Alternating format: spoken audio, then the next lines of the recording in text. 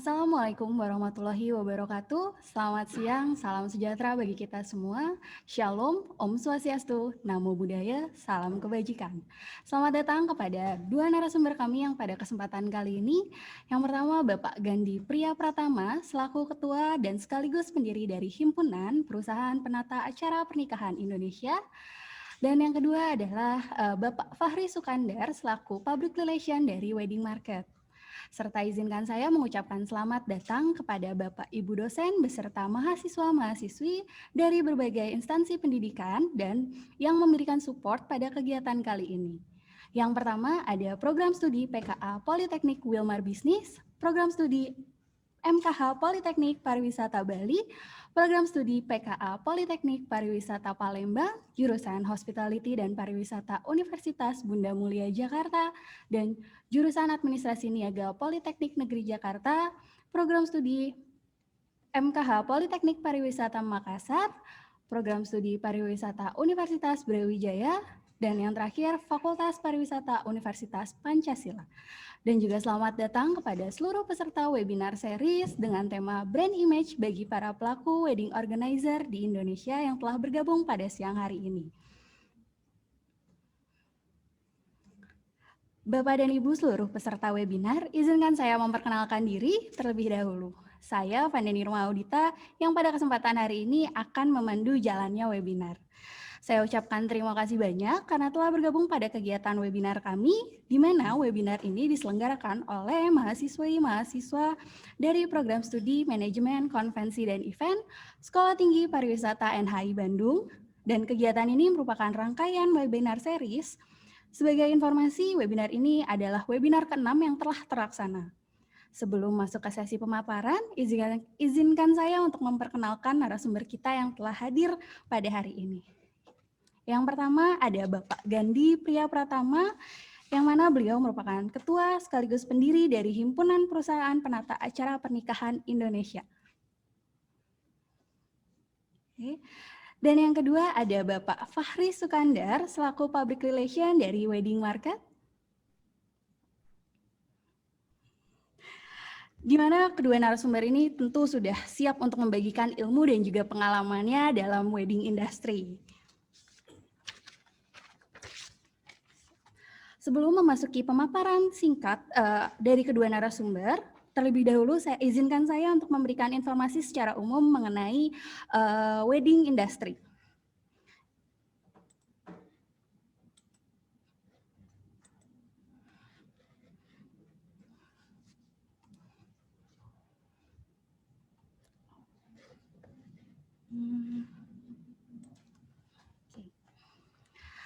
Oke.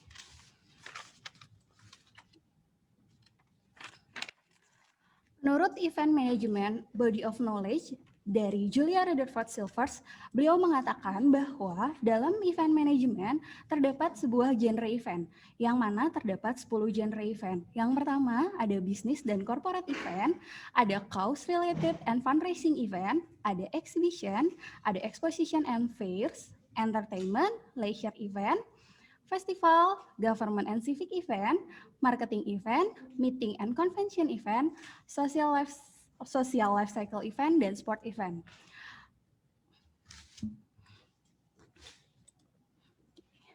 Dan tadi sempat saya bold untuk yang social life cycle, yang mana Julia mengatakan bahwa social life cycle event adalah a private event by invitation only, celebrating or commemorating a cultural, religious, communal, societal, or life cycle occasion, scheduled alone or in conjunction with other event.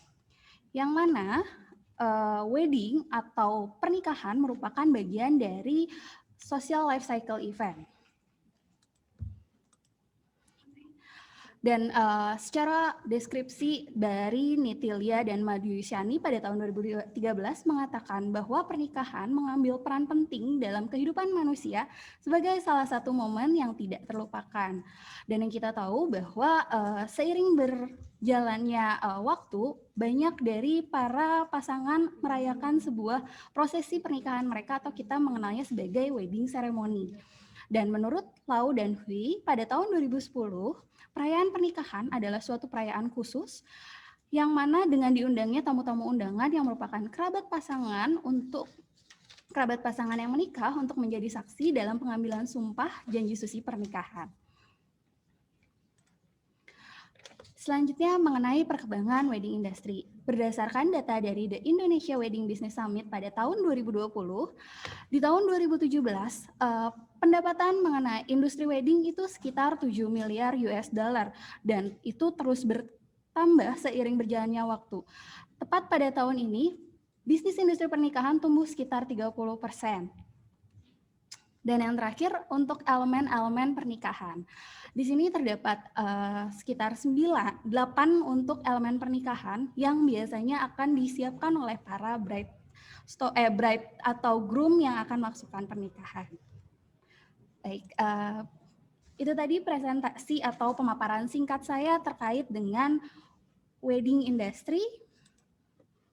Untuk selanjutnya mungkin kita akan langsung kepada narasumber kita yang jelas lebih banyak pengalamannya dalam industri wedding.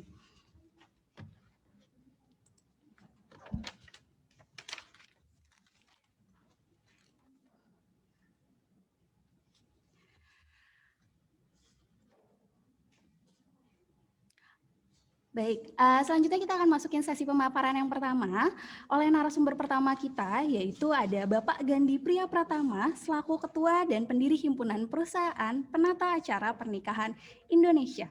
Berikut adalah profil Bapak Gandhi.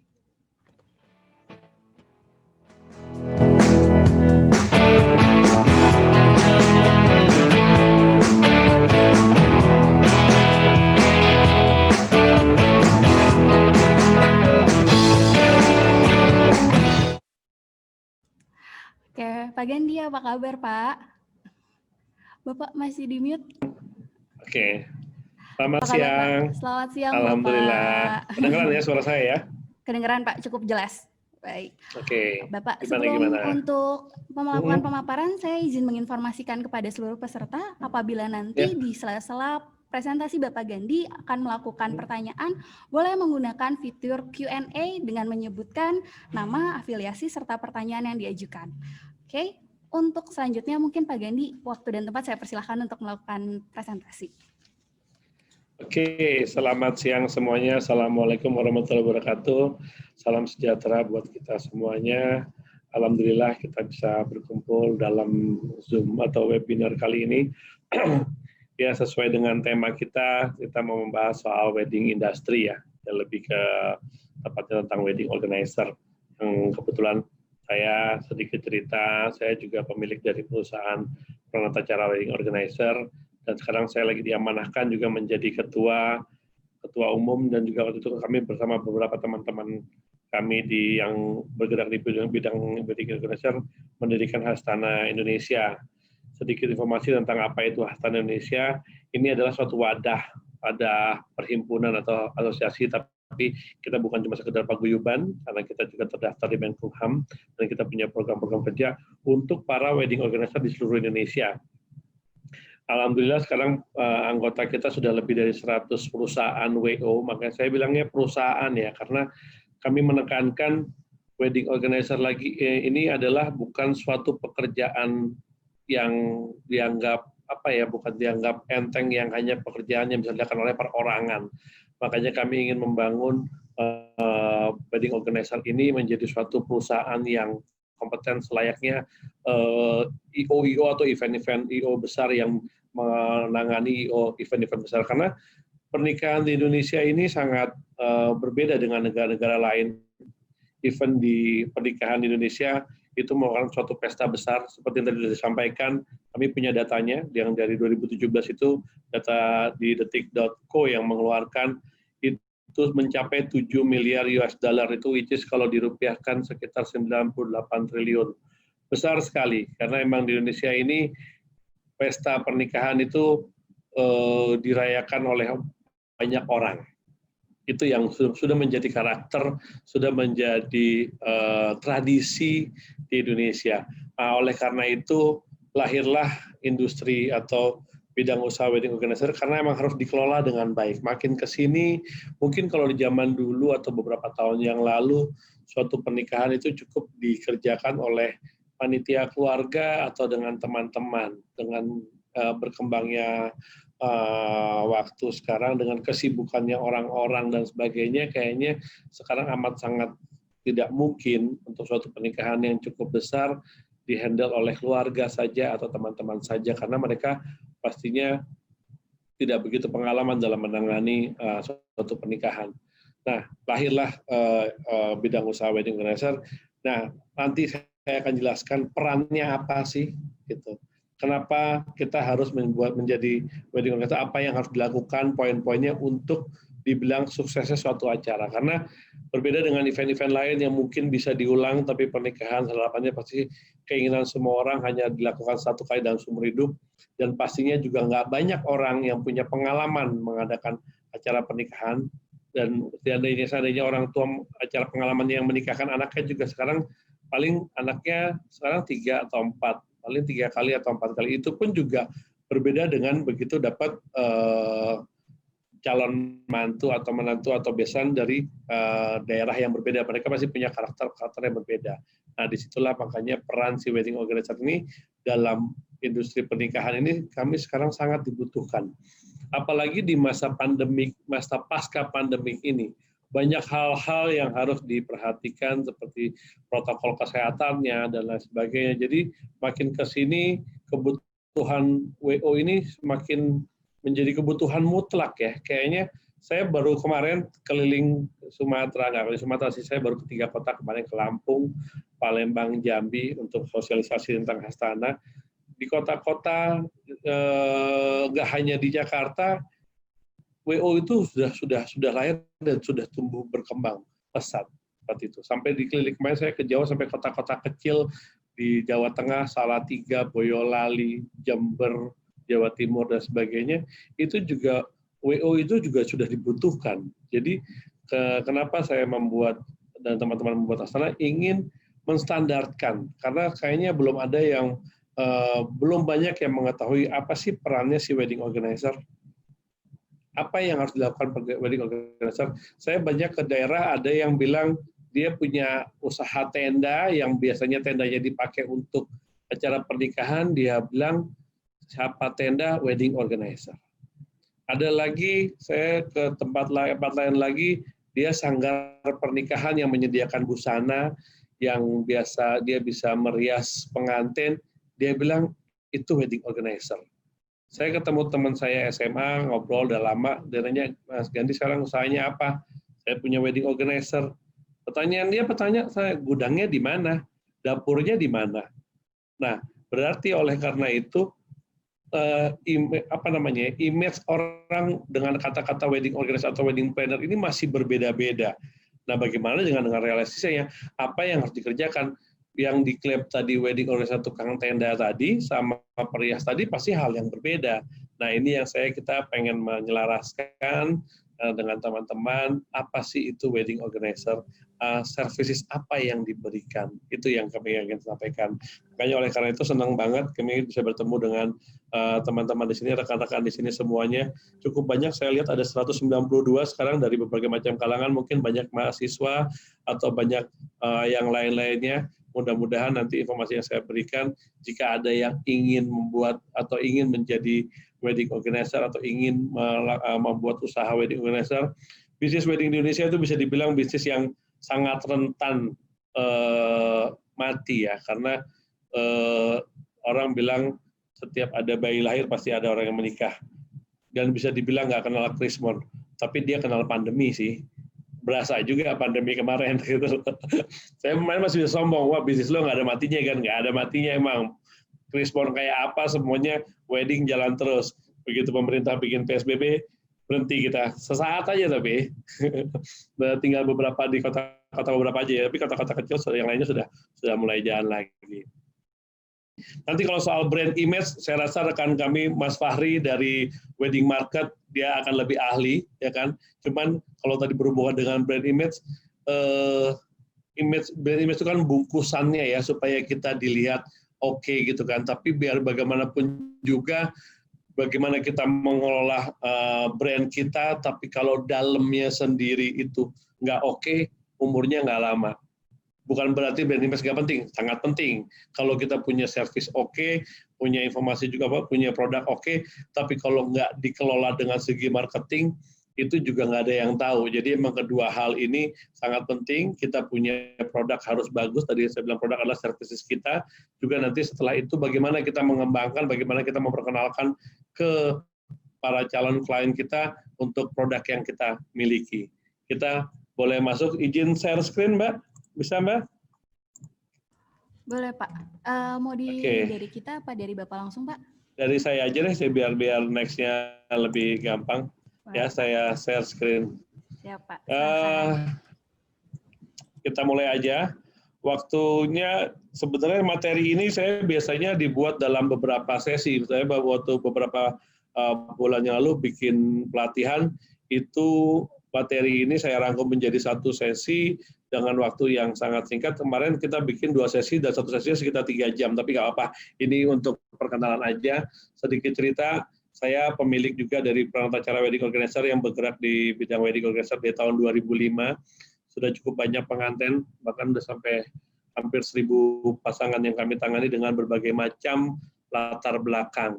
Yang tadinya awalnya saya belajar benar-benar sendiri, nyari tahu, tapi sekarang dengan adanya si Hastana ini, kita punya program untuk pelatihan-pelatihan, dan sekarang ada sering webinar-webinar seperti ini sangat membantu, dan saya happy, saya cukup senang untuk berbagi ilmu, karena saya yakin setelah saya membagi ilmu, saya pasti mendapatkan ilmu baru pastinya, seperti itu. Ya kan? Yang pertama adalah personal skill wedding organizer. Jadi si orangnya ini pun juga harus punya skill khusus ya. Kalau emang kita mau mengorganize sesuatu, saya rasa tadi dari teman-teman di NHI saya baru tahu dia ada jurusan itu ya, keren banget itu tentang event. Jadi personal skill orangnya ini pun juga harus yang pertama adalah organize. Sekarang bagaimana dia mau mengorganize suatu acara kalau dirinya sendiri tidak well organized, dirinya sendiri berantakan, datang nggak pernah on time, ngurus sesuatu berantakan. Jadi dari kita sendiri ini harus well organized dari dirinya sendiri.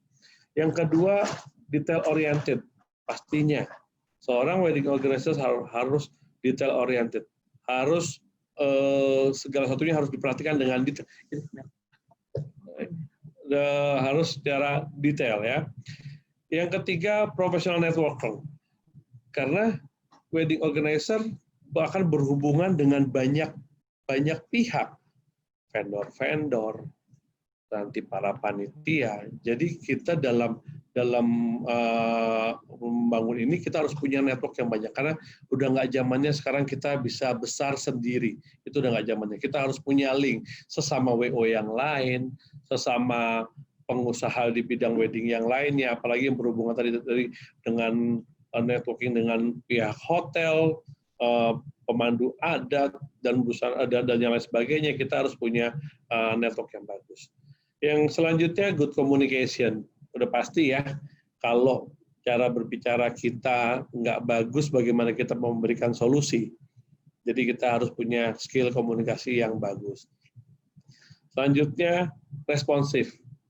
Ya, kita harus quick respon sebagai seorang WO, karena kita mesti melayani si pasangan pengantin yang mungkin dia punya permasalahan sendiri atau punya dinamika dalam menangani pernikahannya. Kalau kita nggak quick respon, kalau kita lambat dalam menanganinya, bukan solusi buat dia.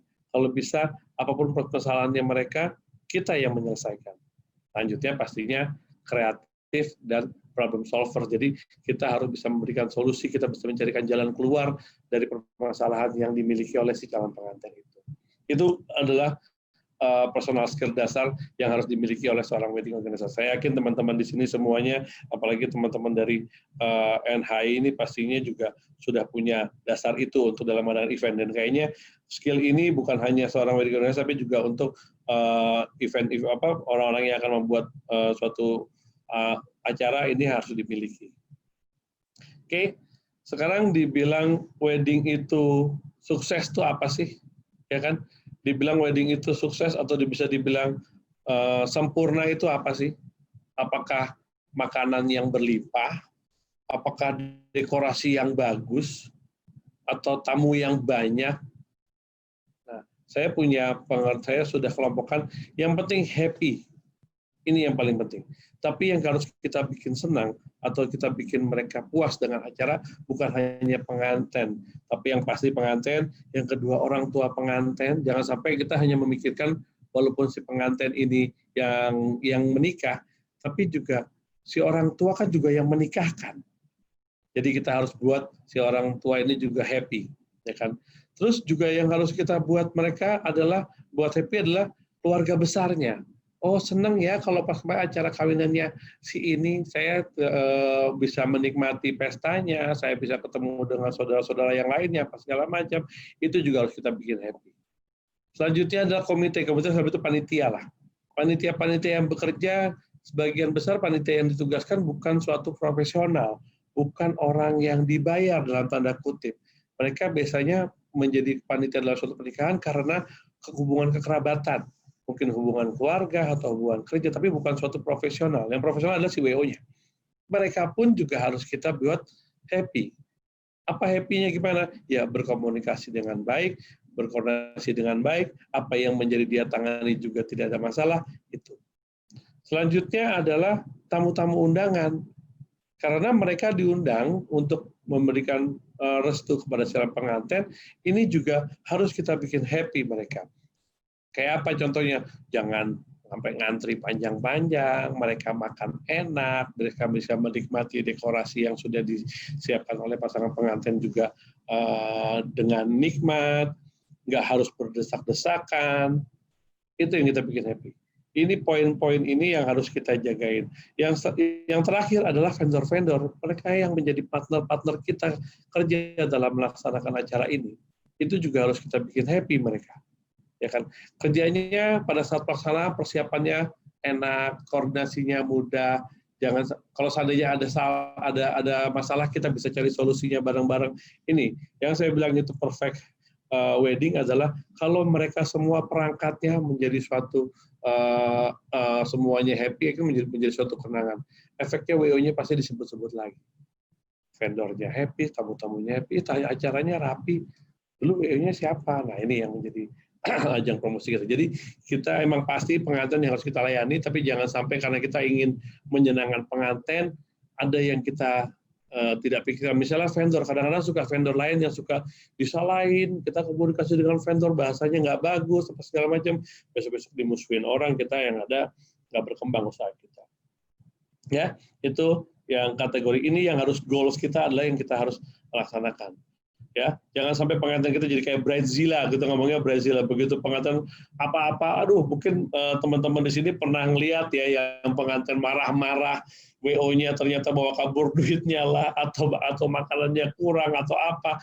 Janganlah kita hancurkan wedding dream-nya mereka atau impiannya si pengantin ini menjadi acara yang tidak memorable atau tidak mau berkesan, jangan berkesan yang negatif gitu ya, jangan sampai seperti ini.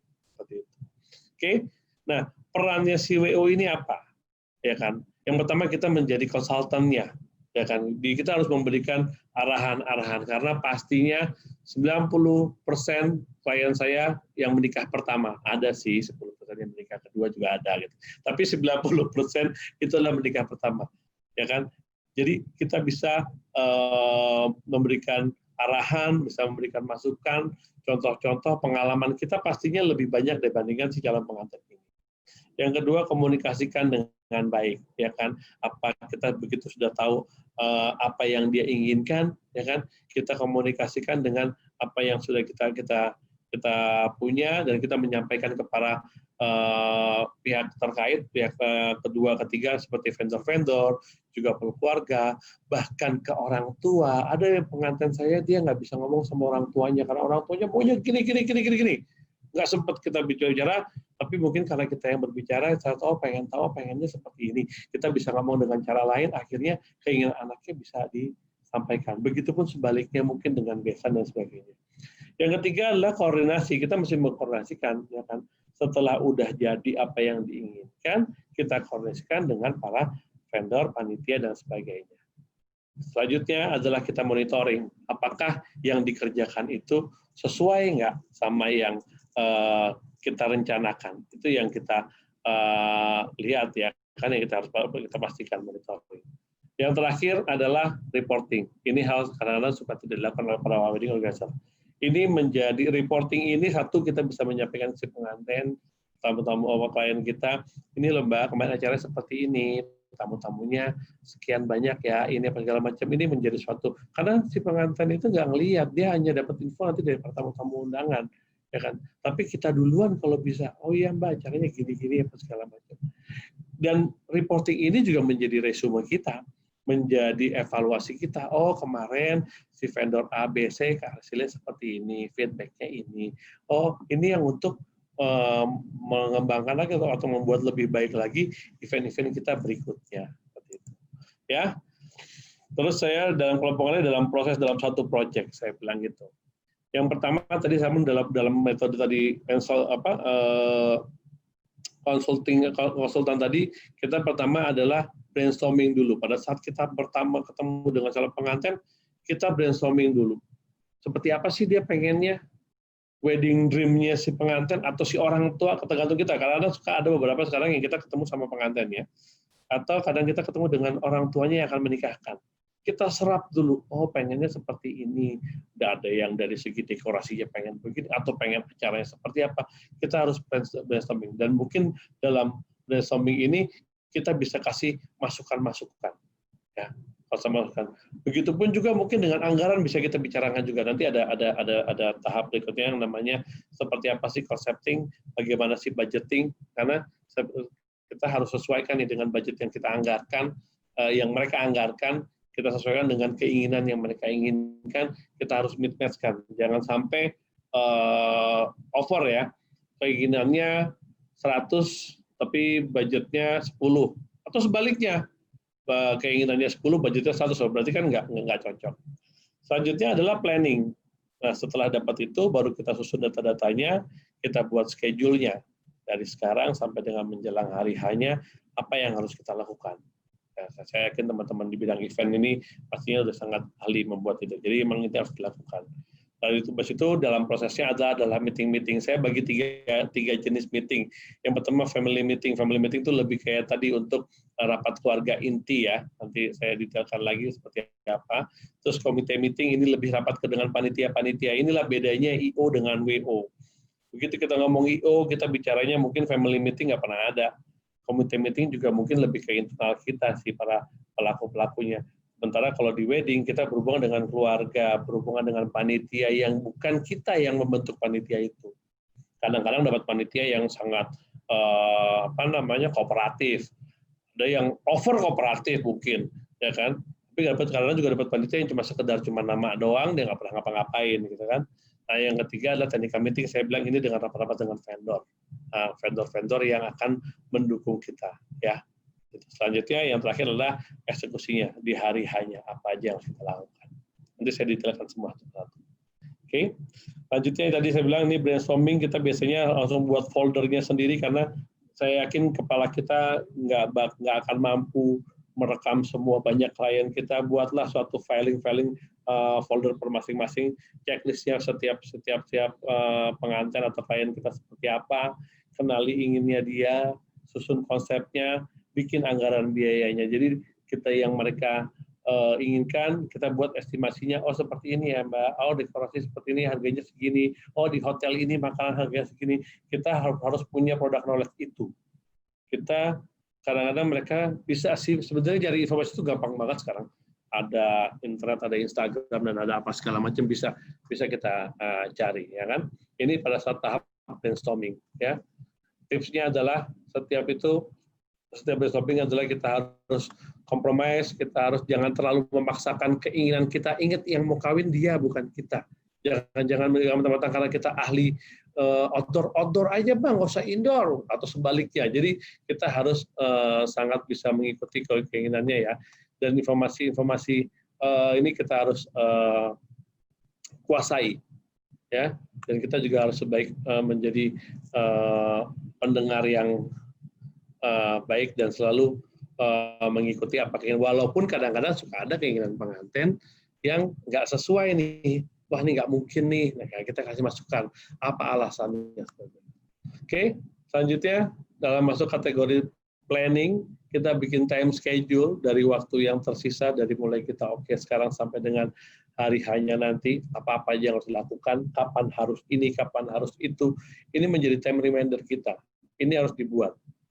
Ya, ini kita buatkan, kita lihat schedule-nya si pengantin kita ini atau calon pengantin atau klien kita seperti apa. Mungkin nggak ada saat-saatnya dia mungkin sibuk dalam sekolahnya atau pekerjaannya, ini kita sesuaikan. Kapan harus menentukan konsep, kapan harus menentukan tempat, dan lain sebagainya. Saya juga punya checklist ya, nah, kapan checklist itu apa aja yang harus disiapin. Mungkin dari kepanitiaan nama-namanya, milih-milih vendornya, orang-orangnya akan terlibat, itu ada di checklistnya. Atur juga jadwal-jadwal pertemuan dengan para rapat vendor kapan, rapat panitia kapan, dan lengkapi data-data yang dibutuhkan, data-data tamu yang mau diundang, siapa aja tamu-tamu VIP apa enggak, siapa yang akan kita seragamkan. Inilah hebatnya di Indonesia ya, itu sampai semua keluarga bisa diseragamin semua. Teman-teman juga kadang diseragamin. Nah, ini kan juga perlu pendataan, ini yang perlu kita kerjakan. Selanjutnya concepting. Concepting ini juga kita bikin mood board, ini sangat penting pada saat nanti supaya kita punya bahasa atau punya pemikiran, punya konsep yang sama. Jangan sampai yang si WO tangkap dari si pengantin berbeda dan efeknya yang akan WO sampaikan ke vendor atau ke realisasinya nanti akan berbeda. Kita buatlah. Ini saya buat contoh sampai tone color-nya warna apa, nanti turunan kebusananya seperti apa, efeknya nanti ke warna bunga, warna seragam, konsep acaranya, ini yang akan kita arahkan. Jadi biasanya saya bikin nih namanya wedding mood board dulu nih, dari yang dia suka seperti apa, kayak gini nggak Mbak, kayak gitu nggak, apa segala macam. Ya, jadi emang concepting juga sangat penting. Setelah itu baru kita bikin budgetingnya. Dari konsep tadi, udah sepakat, kita bikin anggaran biayanya. Oke nggak nih anggarannya? Kalau emang kemahalan, apa yang bisa kita kurangi? Apa yang bisa kita konversikan, walaupun tak harus lari dari konsep yang sudah kita rencanakan. Ya, itu masuk ke tahap budgeting. Setelah itu baru kita cari vendor-vendornya. Di sini saya tekankan, yang saya jelaskan di sini, kita sebagai wedding organizer murni, wedding organizer, bukan saya menjual suatu wedding package ya. Agak berbeda soalnya, karena ada yang mengklaim seorang wedding organizer itu adalah menawarkan suatu wedding package yang include bla bla bla bla semuanya. Karena kalau emang teman-teman ada yang ada WO yang menjual seperti itu, berarti part ini nggak ada, karena dia semua yang milihin si vendor tersebut, ya kan? Yang saya tekankan di sini adalah kita murni, kita bukan sebagai pemilik vendor lain, kita bukan sebagai pemilik dekorasi, dan sebagainya, kita murni sebagai consultingnya, kita menjadi pendampingnya si pengantin.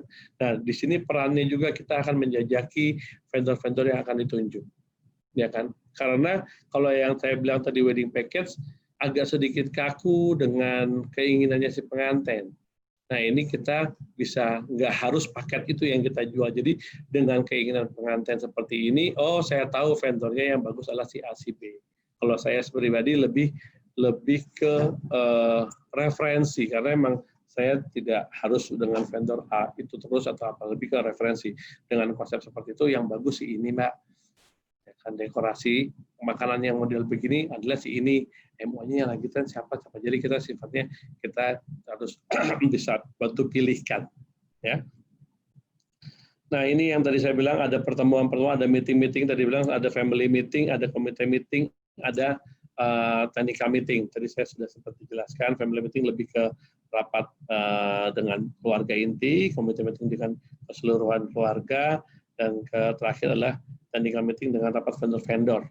Biasanya family meeting ini yang di awal-awal cukup banyak untuk melengkapi semuanya, untuk menyusun konsep sama menentukan vendor-vendornya. Committee meeting lebih ke nanti menjelang sekitar sebulan 2 bulan hari H untuk tugas-tugasnya mereka apa, ya. Technical meeting lebih ke Ini berbeda dengan vendor meeting ya. Kalau vendor meeting satu persatu, kita meeting dengan dekor, meeting dengan catering, meeting dengan MUA dan sebagainya. Tapi begitu technical meeting kita undang semuanya. Kebetulan saya hari ini baru selesai technical meeting di Ritz-Carlton, masih di Ritz-Carlton sekarang. Ini kita undang semuanya untuk biar mereka bisa berkoordinasi, ya kan? Untuk kita sinkronkan antara vendor A dengan vendor B dengan vendor C dan sebagainya. Seperti itu. Ini yang saya bilang meeting-meeting yang harus kita laksanakan. Oke, itu ada tipsnya. Jangan sampai di setiap meeting itu kita yang terlambat, kita nggak punya materi, ya. Malah dari seandainya ada materi kita nggak menguasai materinya, ini jangan sampai terjadi, ya kan? Terus kalau ada orang ingin punya keinginan, jangan pernah menyela pembicaraan orang, dan kita harus bertampilan yang pantas lah paling tidak. Lanjut, bentar, kok ini nggak mau. Oke. Setelah itu dari hal-hal yang untuk dipersiapkan ya. Jadi dari kita mulai brainstorming dengan si pengantin atau calon klien kita, mulai menyusun tadi anggaran biaya, konsepting dan sebagainya, kita laksanakan meeting-meetingnya. Nah, berarti kalau memang datanya semua udah lengkap, waktunya kita action, waktunya kita pelaksanaan di hari H. Apa yang harus dilaksanakan di hari H? Kan? Jadi setelah pelaksanaan itu, kemarin kita sudah punya daftar panitia, kalau memang ada kepanitiaan, yang saya bilang pada saat meeting tadi. Kita sudah punya daftar pelaku acara, siapa yang akan menjadi ini, siapa yang menjadi itu semua hasil dari meeting-meeting kita kemarin. Kita sudah punya daftar vendor-vendor pendukungnya. Oh, yang menyediakan catering adalah A, yang dekorasi dari B, dan sebagainya, musik dari siapa, foto dari mana, itu sudah kita punya data semuanya.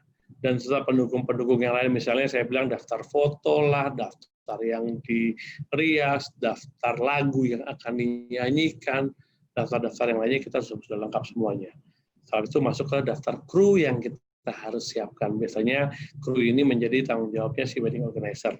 Berikut dengan job desk-nya kru. Karena banyak saya lihat di luaran sana, WO krunya banyak, tapi saya nanya, habis ini saya pernah jadi tamu, WO-nya rapi, ganteng-ganteng, cantik-cantik, jajar, banyak banget sekali, dengan busana seragam semuanya. Saya nanya, cuman Mas, nanti acara ini gimana ya? Sebentar ya Pak, saya tanyakan dulu. Oke. Sebentar lagi saya nanya lagi, saya mau nanya, Mas, toilet di mana ya? Coba sebentar saya cari dulu. Jadi, percuma kalau kita punya banyak kru, tapi mereka do nothing gitu kan. Mendingan nggak kelihatan ada WO-nya, tapi acaranya jalan. Nah, itu gimana caranya? Kita harus bagi penempatan dan penugasan para kru kita yang akan tampil. Karena kenapa ini sangat penting? Ini menjadi ujung tombaknya WO kita. Karena tamu-tamu yang lain akan melihat ini. Dia nggak lihat ownernya siapa. Dia nggak lihat ownernya di mana. Yang dia lihat WO-nya. Seperti itu. Jadi, penempatan kru harus penting. Nah, apa aja itu kru? Saya kategorikan ke beberapa nama ya. Pertama saya nyebutnya PO, Project Officer-nya. Ya, tugasnya apa sih PO? Saya biasanya dalam satu project atau satu wedding ada PO yang menghandle. PO adalah yang bertanggung jawab dalam proyek ini. Dia yang melengkapi semuanya, dia yang mendampingi si pengantin. Ini yang saya bilang PO-nya. Saya kebetulan punya beberapa PO yang dapat menghandle. Sebenarnya dia udah kayak menjadi wedding consultant-nya lah. Betul juga nyebutnya PO. Yang kedua, untuk dalam pelaksanaan di hari H, ada yang nyebutnya team loading atau bahasa saya produksi. Ini juga banyak beberapa teman-teman lihat WO datang 1 jam sebelum acara. Itu bukan WO, saya bilang itu cuma tamu yang kecepatan. Ya kan bahasanya seperti itu. Nah, kita harus tahu yang vendor-vendor kita kerjakan, kita harus tahu dan kita harus pantau. Ini yang bahasa saya bilang team loading. Dia yang akan mendampingi si vendor-vendor besar. Kenapa? Karena kita tahu persis kalau dia salah, kita bisa benarkan pada saat pekerjaan. Kalau kita datangnya tinggal 1 jam atau 2 jam sebelum hari H, dan semuanya udah jadi, kalau emang ada yang salah, kita nggak bisa ngapa-ngapain. Dan si tim loading ini pun juga pastinya harus tahu persis apa yang dia pantau. Dia harus pegang blueprint-nya, dia harus pegang layout, dia harus pegang data yang vendor itu kerjakan, itu nyebutnya si tim produksi bahasanya sebelah atau tim loading. Selanjutnya saya nyebutnya, kalau masalah istilah mungkin teman-teman bisa revisi ya, atau silakan disesuaikan sendiri ya. Saya nyebutnya ada floor director atau stage manager kita lah. Dia yang akan merunning acaranya. Dia akan mendapat report dari tim loading. Oke, pelaminan udah siap, meja ketika udah siap, sound system segala macamnya udah siap. Dia akan sebagai timekeeper. Jam segini harus ini, jam segini harus ini, jam segini harus ini, sesuai dengan rundown yang sudah kita tentukan. Dia akan brief lagi semua pelaku acara yang lainnya. Bapak nanti memberikan sambutan, nanti berdirinya di sini Pak, begini. Dia akan mengatur semuanya. Seperti itu. Itu disebutnya si floor director lagi. Floor director lah bahasa kita. Ya, sebentar, ini kok kelewat. Oke, nah selanjutnya saya nyebutnya adalah personal assistant. Ini juga sangat penting. Dia yang akan mendampingi. Saya memberikan biasanya, tapi tergantung setiap PO beda-beda.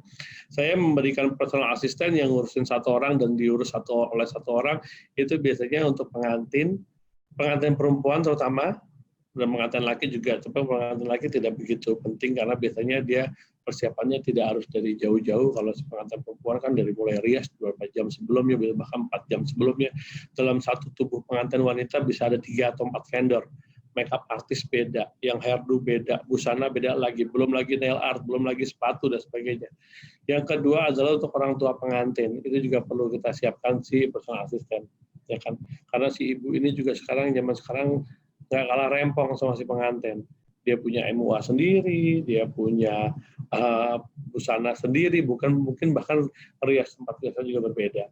Gitu kan. Itu yang saya bilang, dia harus mengetahui kapan jadwal pengantin mulai rias, bahkan membangunin pengantin pada saat kalau memang harus make up atau rias di dini hari.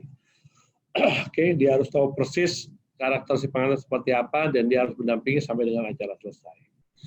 Selanjutnya yang saya sebut tim VIP atau VIP management. Karena untuk di wedding besar atau enggak juga sih, untuk beberapa orang ada yang tamu-tamu khusus. Nah, ini kita biasanya juga tugasnya suatu WO untuk menservis si para tamu VIP ini.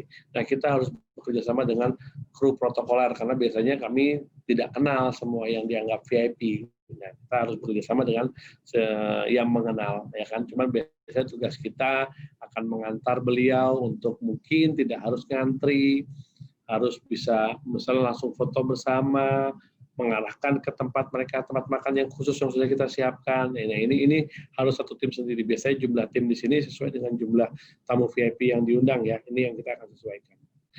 Selanjutnya lagi ya sebutnya LO ya, atau liaison officer ya. Ini ada beberapa vendor-vendor, biasanya ngurusin vendor-vendor, ya kan. LO untuk MC, LO untuk musisi atau entertain, LO untuk fotografer, terus misalnya LO untuk artis atau bintang tamu, sanggar, adat, apa segala macam itu siapkan. Karena dia yang mendampingi si vendor-vendor ini supaya kita sesuai. Oke, si vendor ini udah siap belum? Penarinya udah siap belum? Penyanyinya udah siap belum? MC-nya harus ngomong apa dan kapan mulainya itu biasanya kita sebutkan ada LO. Jumlah LO berapapun juga kita lihat dari jumlah acaranya. Seperti itu. Oke, selanjutnya inilah penempatan posisinya di mana mereka biasanya berdiri. CPA ini biasanya nggak jauh dari si pengantin, biasanya ada di depan pelaminan, ya, karena dia harus tahu kenapa kalau tiba-tiba pengantin pengen sesuatu. Yang paling simpel aja deh, pengantinnya haus, pengen minum gitu kan. Kapan dia harus tahu, kapan harus memberikan minum, atau mungkin pengantin ingin manggil temannya atau apa, inilah juga CPA. Makanya biasanya posisinya dia tidak jauh-jauh dari pandangan pengantin, biasanya di depan pelaminan, ya kan. Selanjutnya floor director ini biasanya untuk memantau semuanya, ini nggak jauh-jauh dari tangga naik pelaminan, karena run through-nya acara semua tamu-tamu pasti lewat situ, ya kan. Kapan VIP harus lewat, harus apa, seperti itu. Selanjutnya si LO biasanya sih dekat dengan vendor yang diurusin, misalnya kalau emang dia LO musik, dia biasanya posisinya di FO-nya, atau LO among tamu juga kadang nggak sedikit, saya pernah punya pengantin yang among tamunya hampir 100 pasang. Nah ini kalau LO-nya cuma satu, kewalahan dia. Berarti dia harus siap berkoordinasi, nggak jauh-jauh dari posisinya. Tim VIP biasanya saya sebar nih, ada yang di pintu masuk, ya kan, berhubungan dengan berdampingan dengan si protokoler atau yang mengenali, ada yang di tangga naik, sebagai stopper, ya. Ada juga yang di VIP area setelah mereka selesai dari pelaminan, turun ke dari pelaminan akan diarahkan ke meja tempat VIP area. Saya juga punya tim namanya helper dan runner lah, ini yang harus melayani kita semua, karena jangan sampai kita masih meninggalkan pos kita karena hanya ada sesuatu yang kurang, misalnya mesti ngambil apa, mesti ngapa-ngapain. Kita punya ada tim si helper dan runner, biasanya dia standby dengan area buku tamu, ngurusin souvenir, ngurusin buku tamu dan sebagainya. Nah, seperti itu penempatan si krunya, ya. Jangan lupa kru kita briefing dulu. Jadi saya biasanya buat job desk-nya mereka, apa aja yang harus dicek, karena si PO atau kita sebagai PO, kita yang tahu apa aja harus dicek, detail-detail semua vendornya, ya kan, rundown acara, jadi mereka semua harus tahu, dan ini kita harus brief, jangan cuma dikirim aja by email di hari H untuk kerja, risiko tinggi itu. Takutnya dia tidak menguasai, kita pastikan dulu. Jadi sebelum hari H kita akan di briefing dulu. Minimal H-1. Karena saya nggak berani briefing di hari H, kalau acaranya itu misalnya pagi sekali, nggak sempat kita briefing. Jadi H-2, H-1, atau bagus seminggu sebelumnya setelah dapat data vendor, kita harus briefing dengan para kru kita. Seperti itu. Oke, itu pastikan semua mereka menguasai bidangnya masing-masing, dia tahu seandainya memang dia PA sudah berhubungan dengan siapa yang akan dilayani, dia harus dipegang data, tahu vendornya siapa, lengkapi semua, bekali mereka semua dengan data. Jangan cuma katanya, dia pegang checklist, dia pegang layout, dia pegang banket order. Kalau dia masih ngecek makanan, dia tahu menu makanan yang dipesan apa, kita pegangin semuanya datanya. Seperti itu. Oke, ini selanjutnya adalah layout acara juga penting, ya kan? Jadi semua dari yang sudah kita rencanakan kita susun dengan dalam satu master layout. Jadi kita tahu semuanya, flow tamu bagaimana, penempatan ini di mana, ukurannya berapa. Saya rasa kalau di teman-teman event atau itu biasa ini menjadi pegang peran. Jadi kadang-kadang banyak WO yang tidak concern dengan layouting ini. Nah, ini juga harus diperhatikan supaya kita pada saat kita bikin. Bahkan kalau perlu sekarang udah zamannya 3D, ya kan. Alangkah baiknya lebih kita buat dengan 3D supaya kita mengetahui akurasinya. Dan kalau nggak 3D paling nggak harus skala lah, jangan sampai digambar di sini round table buat segini banyak, prakteknya hanya separuhnya udah penuh, atau sebaliknya. Nah, jadi kita harus buatkan layoutnya secara presisi. Seperti itu. Oke, setelah itu pastinya kita harus monitoring apakah semua berjalan lancar, mulai dari persiapan sampai dengan hari H-nya, kita harus monitor semuanya. Karena keterlambatan acara di awal berefek keterlambatan di akhir. Contoh misalnya di schedule kita si pengantin mulai rias jam 4 pagi karena jam 8 udah harus ready. Karena jam 4 pagi itu terlambat, jam 4 pagi belum ada yang tahu kalau pengantinnya terlambat. Saya terlambat bangun atau periasnya terlambat datang atau ruangannya yang nggak siap, itu berefek acara akad nikahnya akan mundur. Dan mungkin acara resepsinya akan mundur semuanya karena di awal terlambat. Itu akan menjadi berkesinambungan. Jadi kita harus benar-benar on time pada saat artinya pelaksanaannya, kita pastikan semuanya. Oke, kurang lebih mungkin itu yang harus dasar-dasar yang harus dimiliki oleh seorang WO. Tadi bilang saya review sedikit dari di awal tadi, kita mulai dari brainstorming, dari mulai planning dan meeting dan exit-nya kurang lebih seperti itu.